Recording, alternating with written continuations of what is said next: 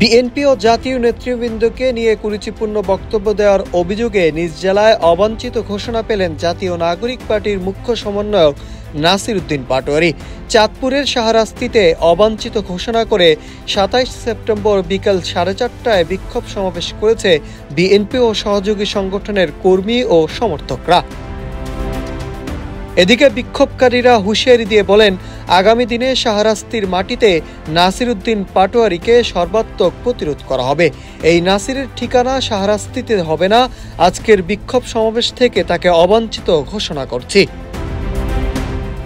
বক্তারা আরও অভিযোগ করেন, সম্প্রতি নাসির উদ্দিন পাটোয়ারী স্বাধীনতার ঘোষক ও বহুদলীয় গণতন্ত্রের প্রবর্তক শহীদ রাষ্ট্রপতি জিয়াউর রহমান এবং বিএনপির ভারপ্রাপ্ত চেয়ারম্যান তারেক রহমানকে নিয়ে কুরুচিপূর্ণ মন্তব্য করেছেন।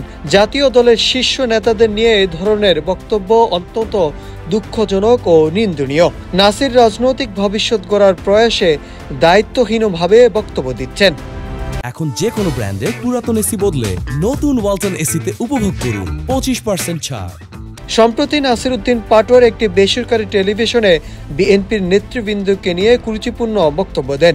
সেই বক্তব্যের জেরে বিএনপির লাখো নেতাকর্মীর হৃদয় ক্ষতবিক্ষত হয়েছে বলে বক্তারা দাবি করেন।